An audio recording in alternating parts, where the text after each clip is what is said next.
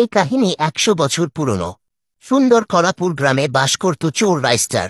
সে জানতে পারে তার পাশের গ্রাম দৌলতপুরে কবরস্থানের পাশে একটি পুরনো বট বাড়িতে অনেক গুপ্তধন লুকানো আছে। কিন্তু সেখানে দিনের বেলাতেও কেউ যেত না, কারণ সেখানে অতৃপ্ত আত্মাদের বসবাস। যেই সেখানে যেত তারই লাশ পাওয়া যেত কবরস্থানের পাশে। এক রাতে কলাপুর গ্রামের সকলে ঘুমিয়ে পড়ার পর লোভী রাইস্টার চুরি করার উদ্দেশ্যে দৌলতপুর গ্রামের পথে রওনা দেয়। চারিদিকে নিস্তব্ধতা।